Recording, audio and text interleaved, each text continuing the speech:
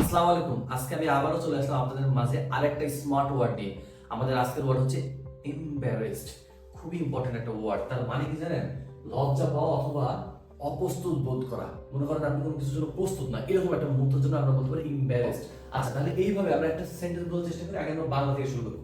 সবাই আমার আমার দিকে তাকিয়ে থাকায় আমার লজ্জা বোধ লাগছে। সবাই আমার দিকে তাকিয়ে থাকে, আমার লজ্জা লাগছে। খেয়াল করেন, এই যে এই কথাটা আগে আসবে ইংরেজিতে। কি হবে? I feel embarrassed when everyone looks at me. when everyone looks at me, সবাই যখন আমার দিকে তাকিয়ে থাকে তখন আমার লজ্জা লাগে। নিজের ভুলটা বুঝতে পেরে আমার লজ্জা লাগছে।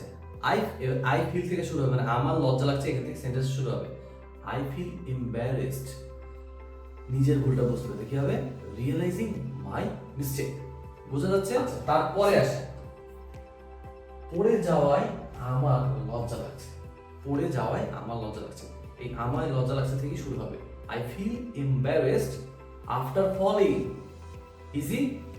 তারপরে আসে আমার 4 নাম্বার উদাহরণ। আচ্ছা, স্টেজে কথা বলতে গিয়ে আমার লজ্জা লাগছে, এই যে আমার লজ্জা লাগছে থেকেই শুরু হবে। আই ফিল এম্বারেসড স্টেজে কথা বলতে গিয়ে, on stage. I feel embarrassed on stage. Last one দেখেন, ওর সামনে এমন কথা বলে ফেলায় আমার লজ্জা লাগছে। ওর সামনে এমন কথা বলে ফেলায় আমার লজ্জা লাগছে। আবার সে আই ফিল এম্বারেসড সেইং, বলছে বলা, দ্যাট ইন ফ্রন্ট অফ হিম।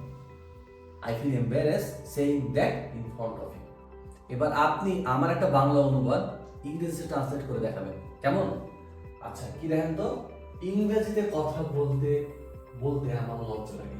ইংরেজিতে কথা বলতে আমার লজ্জা লাগে। এটা আমার কমেন্ট বক্সে লিখে জানান। আমার এই স্লাইডের কপি কিন্তু আমার কমেন্ট বক্সে দেওয়া থাকবে এবং আমার ডিসক্রিপশনে দেওয়া থাকবে। আপনারা এটা ডাউনলোড করে নিজের মতো করে প্র্যাকটিস করবেন।